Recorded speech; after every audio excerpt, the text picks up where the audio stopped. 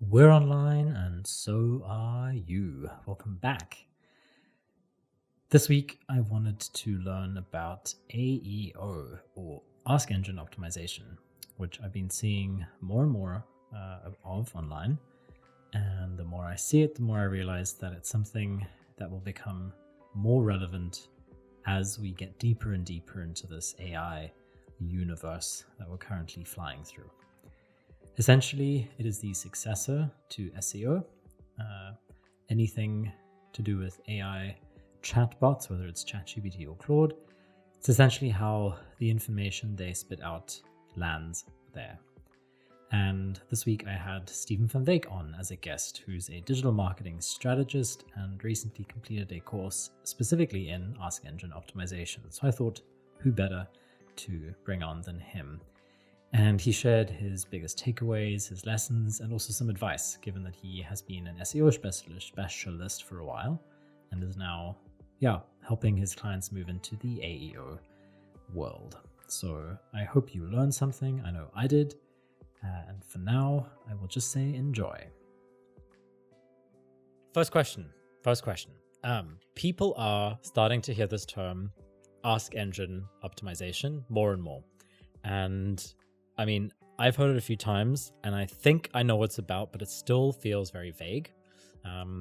I think just because the whole SEO thing is pretty vague anyways, but in very simple terms, as someone who's just done a deep dive into AEO, how is it different to SEO? And I think also particularly interesting is like, what are the opportunities that AEO presents for people like you and me? So definitionally, I'm glad that you've heard of AEO because, it's a space that's still trying to find its official title. Some people call it GEO for generative optimization. It has a few AIEO.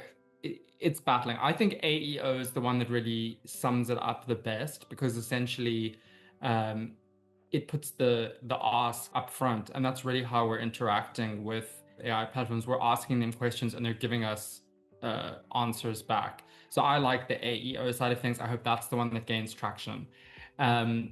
So sort of foundationally, how is it different?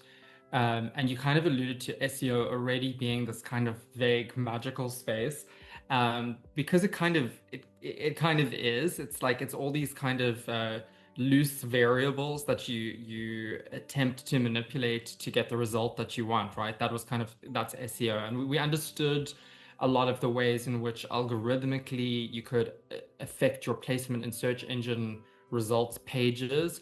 And we did those things. But of course, if the algorithm was revealed completely, we would be able to hijack the system and Google would make no revenue from ads. So that's why it has this kind of magical vagueness to it, good old SEO. And AEO has a similar kind of vague magicness to it. But what is the sort of foundationally how they are different is I think that the best metaphor that I've heard is that when you interacted with SEO, it was like you were going to the library and Google was like the librarian. You were like, I need this book. And then Google said, here's a list of books and articles and whatever that meet your request, right? And then and this is how they've been ranked based on how other people have interacted with them. Whereas when you're dealing with AEO, it's more like you're speaking to a consultant, because you're saying like, here's this question that I have, and they're kind of synthesizing a whole lot of stuff and giving you a discrete answer. So I think that's the kind of the primary overarching metaphor I would use to explain it. And I think that the other really foundational piece is that SEO was really related to your website. So we did a whole lot of, there was on-page SEO, what people saw, and then there was off-page SEO, and, with the backlinks. But really the hub was your website, or still is your website. I talk about it like SEO is dead. It's not, but it's kind of dying. Whereas with AEO, it's really about your entire digital presence.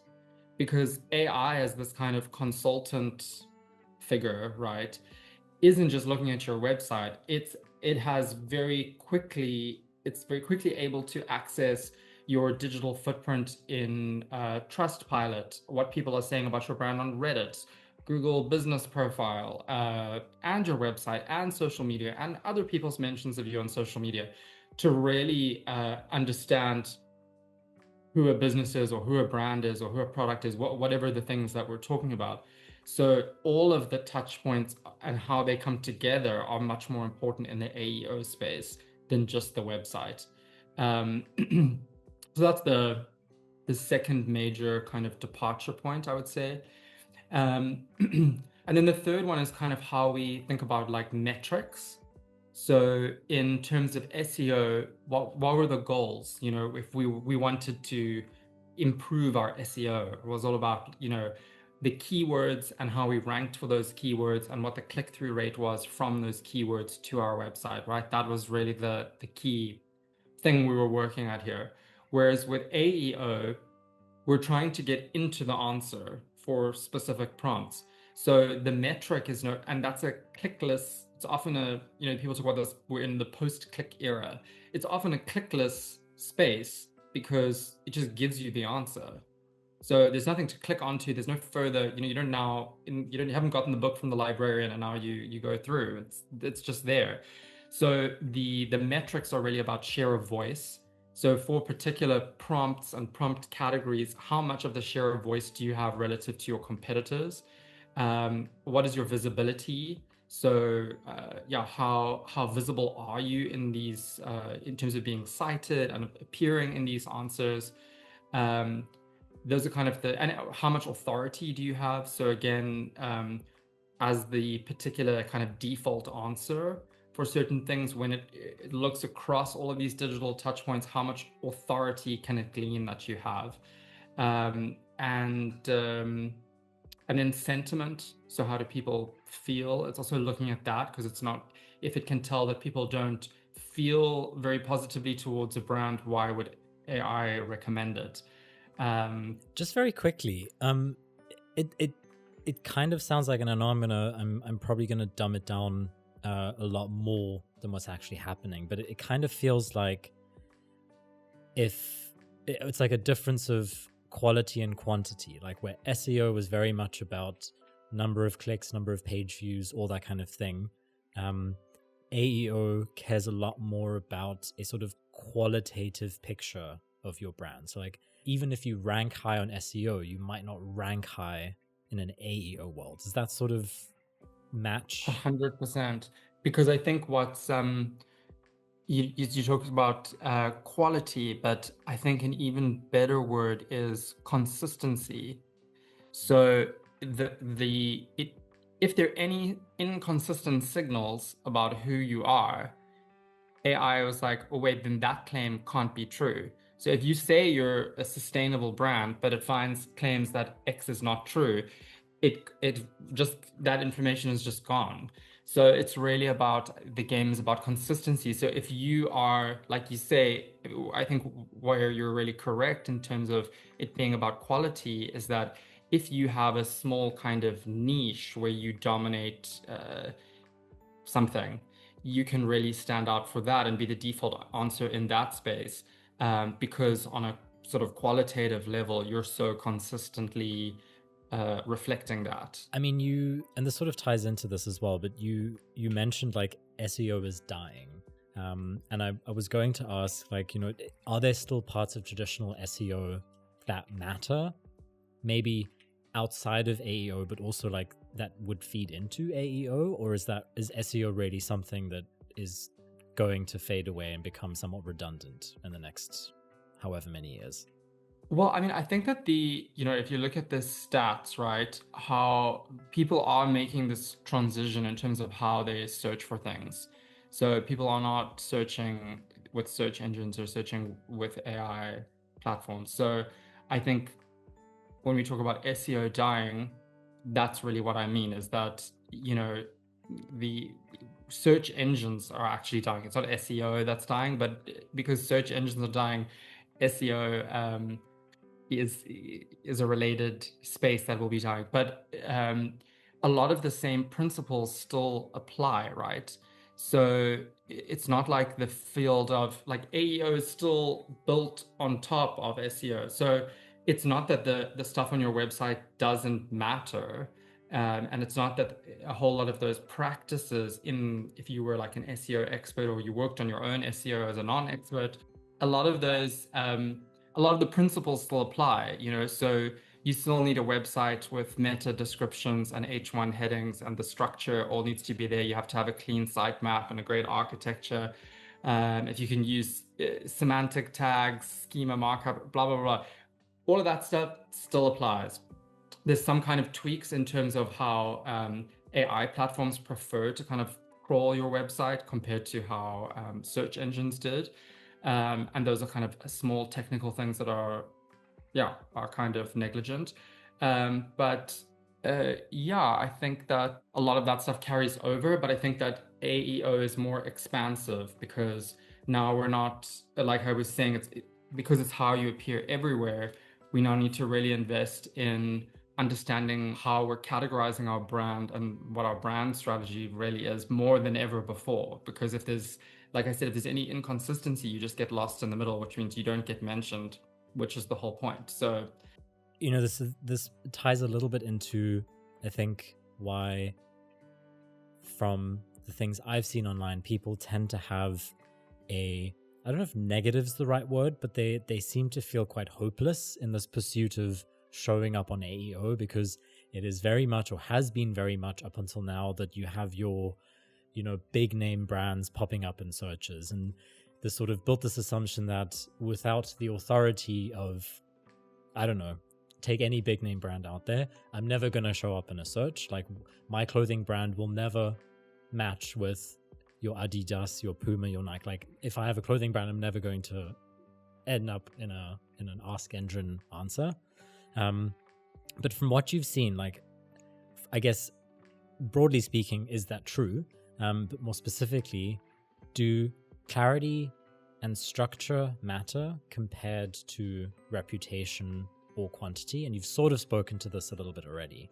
Yeah, so I think this is where there's kind of something translatable from SEO, right? Because in a similar way that with SEO, even if you were a small brand, you could figure out which keywords and long tail phrases you could be competitive on, and you could create content around that so that you would rank for that. So you're not Amazon or Takealot, you're not going to rank, for loads and loads of things, but you can rank for keywords. And a similar thing applies in the AEO space, is that if you can figure out which are the most critical questions or prompts that you can appear for and that are actually asked, then you can create the content to do that. I think earlier you also asked me a question around opportunity and like what are the opportunities in the space. And I think that it's huge because a lot of AI platforms are looking for original content and authoritative content. So to just tie that back, like if you're a small brand, you can create this really great anchor content that is very authoritative around the specific questions that you want to appear for. So there definitely are ways that you can do it.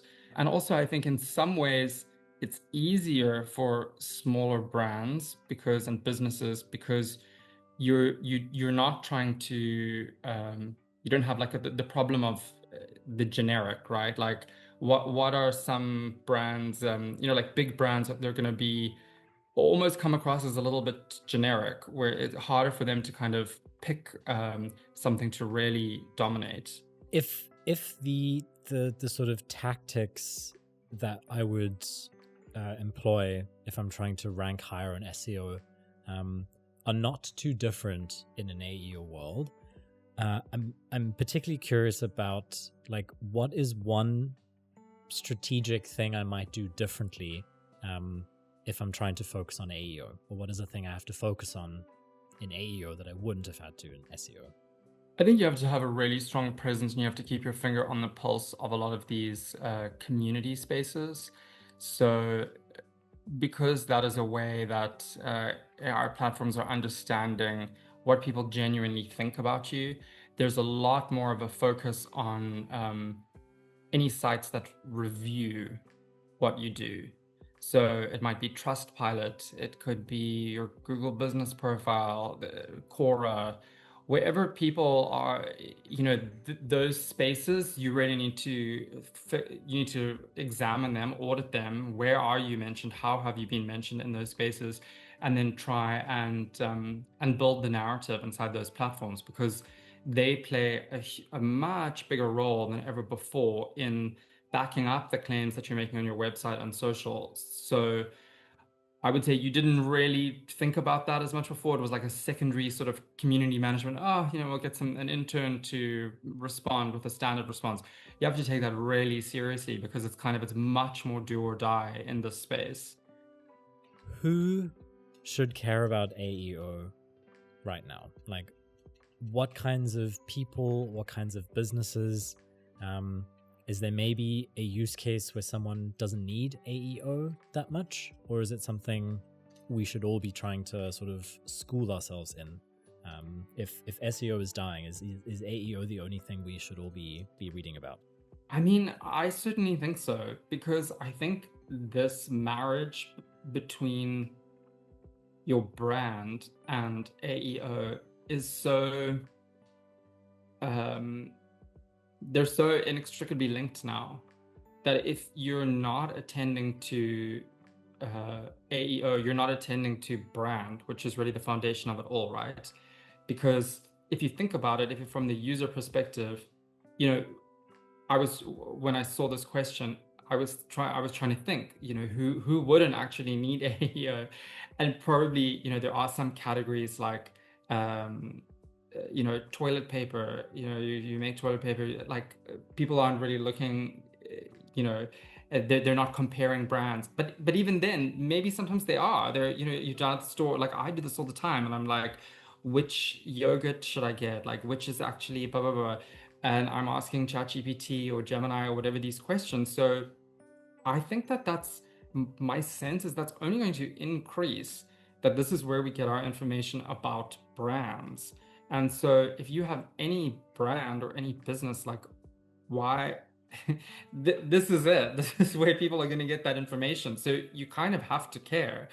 So I really can't think of scenarios where you wouldn't want that. I can think of scenarios where it would be less important or like less critical. Obviously, if you're e-commerce, it's do or die. I mean, I'm already seeing this when I audit clients. It's like, because your SEO results are tanking, it's because you're not picking up on the AEO side of things. So there's that side of the extreme. Then there's the other side of the extreme where, sure, we're doing, replaceable consumables like shampoo and toilet paper, where maybe that's the furthest extreme of like how much research are people really doing before they make those decisions. They're just kind of replacing something that they always get. And then maybe more towards that side of people who don't need to care as urgently as maybe people in like B2B spaces, because it's so much of that is network, word of mouth, less sort of comparative. But again, like, I mean, I certainly do this, and I know a lot of people do. They ask questions about literally everything to ChatGPT. And, once you get in that rhythm with your AI platform and you're voice noting it, things, I mean, it's really the repository of all information about brands. So yeah, I just don't know. I don't know who it doesn't apply to or who shouldn't care about it. And also, the other big reason why it matters is that it is harder to rank in AI answers than it was for SEO. It's more difficult because you're not just focusing on your website, you're focusing on your whole digital footprint. But your conversion rate, if you are mentioned or cited in AI answers, doubles. So it's harder, but the payoff is greater. So again, why would you not? That everyone would care about that, right? And I think the stakes are almost a little bit higher, because it was okay if you ranked like 11th on a Google search, because people tend to scroll. Like, I think page 2, you can sort of, your chances of being found are like, they diminish by 90%. But I mean, I don't know many people who ask for like multiple answers to a question. Like they sort of take what they get at face value and go with that. There's not like, give me another 20 versions of this answer, another 20 businesses. So I think, for that reason alone, you want to be as close to the first thing an Ask Engine answers with. And I think that speaks again to your point of, like defending your specific niche is so important now. Like you need to be firstly so clear on the very specific thing you do and the very specific group of people who are going to look for, ask an AI for the thing you do, or the whatever product, service, whatever it is. And that makes me think as well, everyone needs to care about AEO on some level. Also, what I've seen with clients that I've been working with in this space is that you can think that you have your brand strategy sorted out and you know exactly which category you're sitting in. But when you actually audit it and you understand how AI platforms view you, you realize that there's sometimes some tension about what category you're in, or what your brand positioning is, and it's very revealing. And when you kind of embark on this process of looking at your AI presence or your AEO journey, you have to like kind of resolve a lot of tensions within your brand that you may not have known were there. And I've seen this pretty much with everyone that I've worked with. It's like they believe that you might see your core business as like I sell hats, but because of the way that you're showing up in customer reviews and whatever, and the feedback is all about handbags, you're going to be categorized by AI as a handbag business. And so no matter how positive the sentiment or whatever the content that you have is about hats, you're going to show up in answers about handbags. And that's obviously something you've got to fix. But it's, that's why I say like it's something that everyone has to think about, because we're also in this kind of transitional moment where how AI understands your brand and categorizes your brand, it is kind of crystallizing, I guess. So you want to change the story now and address that now, because you don't want that to, if it's incorrect, to solidify more over time. Thank you for listening. If you enjoyed this episode, please consider sharing it with friends and family that you think might find it interesting too. And if you're feeling super, super nice, then leave a review. It would be super appreciated. And I'd smile a lot. But thank you, and hopefully see you on the next episode.